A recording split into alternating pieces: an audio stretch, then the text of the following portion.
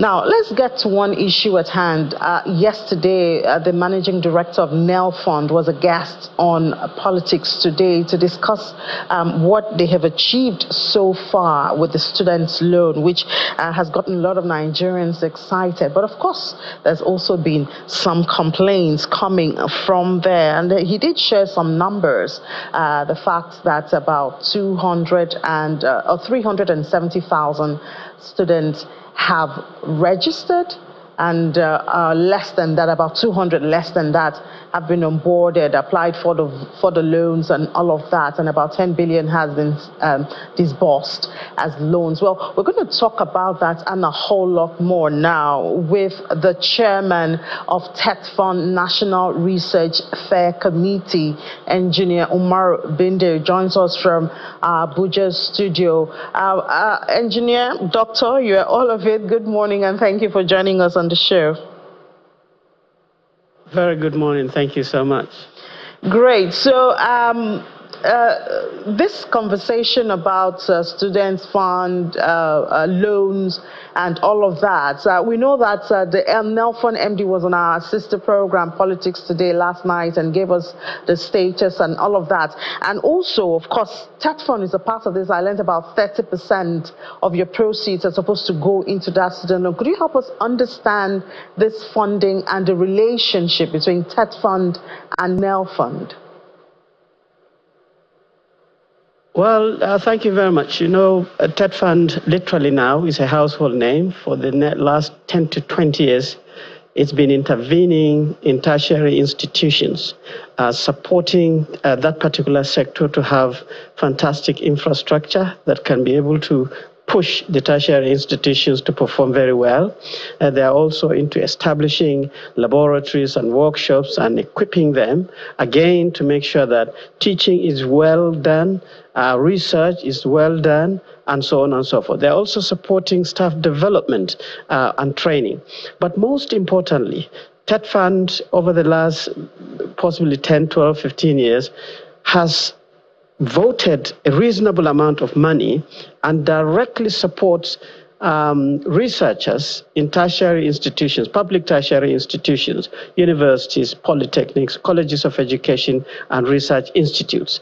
And these researchers will do fantastic research. They use it for their promotions from one level to the higher levels. They go to conferences, they publish papers, and they're doing very well.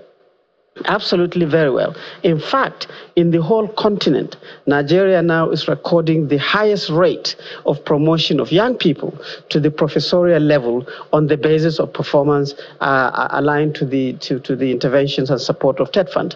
However, that large crop of PhD holders, even full professors, fantastic researchers, beautiful research facilities, TETFund realized that it's not really reflecting its impact on the common man. You know, while we have all that capacities and capabilities, poverty is still rising high. Unemployment is also there. And so TETFund said, look, the outputs of this research and development is technologies, methodologies, things that are expected to change the landscape of our economy is not moving there. So this committee has been set by TETFund, courtesy of very full support of the Honorable Minister, the Permanent Secretary in the Ministry, and most especially the Executive Secretary and his team, to ensure that we now filter all these research outputs from these universities, whether public or private, polytechnics, colleges of education, and research institutions, filter them and find out the ones that are matured for people to take and do something with it, for things that can upgrade the performance of existing industry so that they can employ more people, they can produce better, more quality and cheaper, you know, so that we can be able to also literally affect the implementation of the renewed hope of Mr. President, you know, in terms of revamping the economy, generating employment, creation of wealth, and so on and so forth. So literally, What we're expected to do is to filter these technologies, screen them, and then display them at the Eagle Square for this year. And we're in the process of doing that. The show will start on the 17th of November. It will be there for 5 days, and we're expecting a lot of Nigerians to show interest. Young people who are unemployed should come and see opportunities to get something to engage themselves. Funders, the banks, the development bank, the Bank of Agriculture, Bank of Industry, Central Bank should come and see the possibilities of real funding at every level to support the government and employ people and create wealth. We are expecting, businesses under the MAN, NASI, NASIMA, and all the other organizations to come and see things that actually can raise the numbers of their people and also the performance of their companies. And we're expecting even non-governmental organizations, the National Council of Women's Societies, all these NGOs and so on and so forth, to come and see the possibilities of this linkage between research and then our people. So literally, it's a corner for Nigeria to say that, look, produce technology, use your own technology, employ yourselves, create wealth and jobs so that we can be able to see the light at the end of the tunnel. Yeah, Dr. Bindir, I have to tell you, even personally, this sounds exciting because when we go to the academy in Nigeria, we see a lot of research, results, knowledge. They seem to die as ideas. So having this connection of knowledge from the academy to reality is obviously an exciting one. But people would like to know the process that would earn their trust that indeed the listing, the contacting, those who would be there, who have been chosen, because obviously if you're having the event on November 17, you have started the process before now. Who are those who've been involved? What has been the process to ensure that only the best come out at the end of the day? Well, if I catch you very well, the sound is a bit cracky, but everything of this nature is you have to nurture it with very strong commitment, encourage people to participate so that you put people to complement each other, to support each other, and we have to believe in our country and the leadership to make sure you do that. So what the committee, this is committee of 12 professorial level, very high people. Many of them were vice chancellors before. They know the environment. All the memberships of this committee are actually people who have done research over their career completely. They know what we're talking about. Unfortunately, in our country, this knowledge resource, these capacities that we have, we're not mining it very, very well. I can honestly tell you for free that if you go to any first-generation university, Ahmadu Bello University, University of Ibadan, and so on and so forth, and you ask them within the 10-year period, for the last 10-year period, show me the number of papers or reports, conference presentations, journal publications that you have done over these years, it probably would fill a lecture theater. But if you ask the question, out of all this knowledge, how much of it is helping our farmers to produce better? How much of it is encouraging dairy farming in Nigeria? How much of it is making young people manufacture equipment to power small-scale farms, like was being discussed? Then you start getting questions. This connection is the difference between industrialized countries and developing countries. And this is what TETFund deliberately wants to crack and create that linkage. That valley of death, we have to build the bridge. So this is a maiden activity. It is not going to stop this year. We hope that possibly if we continue this commitment, if we continue this professional treatment, in the next 5 years, we will also create a function like the Guangzhou when you go to China. We want to see Ghanaians coming to Nigeria to acquire technology, software for their hospitals, software for their education system, equipment for their agriculture, medicine for their hospitals, and so on and so forth. We want to see Cameroonians rushing and waiting for the Nigerian annual TED Research Fair to come and gather things to take to their country. We want to see Europeans coming here to invest, but not to bring their technology from their home countries. They will find standard technology in Nigeria so that they can use it, make money, but Nigerians also will make money. We want to see our professors to become also people who are comfortable. They're driving nice cars. They're living in fantastic houses, courtesy of the transfer of their technology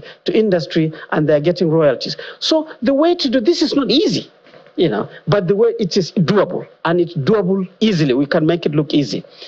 We've contacted all these people, and we have now so far, I'm happy to report that we've gotten over 2,000 entries, even within the very short period of time of advert. And we're now screening them, and we're seeing impressive technologies that can actually come and change lives.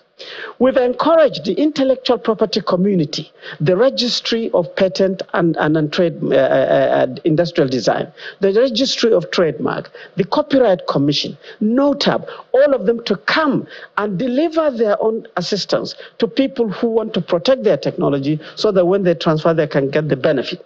We've spoken to the industrial sector to come so that they can be able to see opportunities to create more industry for Nigeria from the small, medium, and so on. We've invited SMEDAN to come and see how they can build capacity, arrange for all this feasibility, and so on and so forth. We're talking to NDE to come and see how do they generate those employments to these young graduates, non-graduates, using Nigerian technology. So literally, this is a turning point. This is not new. Expos are not new in Nigeria. We see Ministry of Science and Technology doing week-long expos. We see Raw Materials Research and Development doing their annual. NOTAP is doing their annual. Every university where they have convocation, there is there. Professional organizations like Society of Engineers, lawyers, architects, and so on, they do exhibitions. But those exhibitions have not, I'm sorry to say, realized the objective of showcasing technology. This is a different one, to say that it is the master of all expos, to make sure that what you display actually turns out to be a reality, also to raise the value and the confidence and level of respect for our country. So this is the ingredients of it.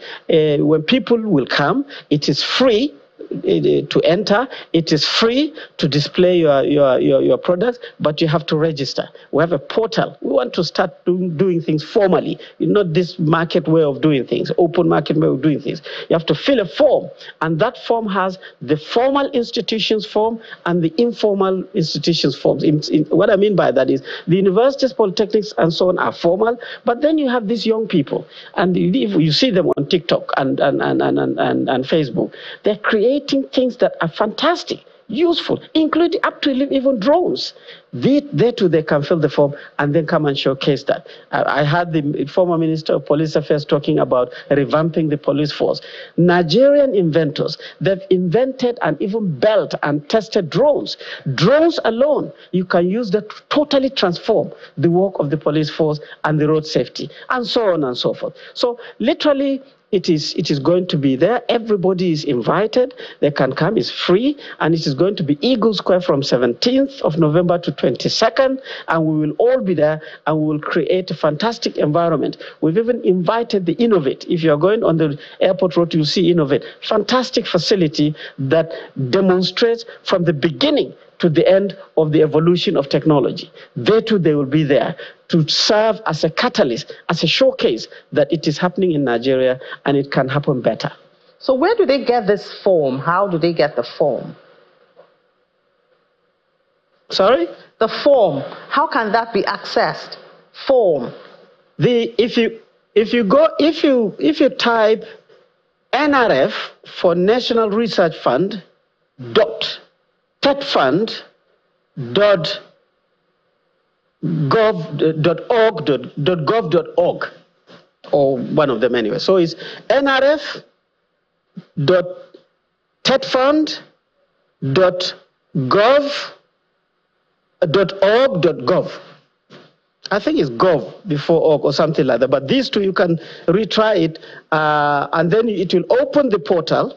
You will see the forms free of charge. You click, and then you can fill it and click submit. and then all of it. You can even upload your videos. You can upload your pictures onto that to showcase that it's real.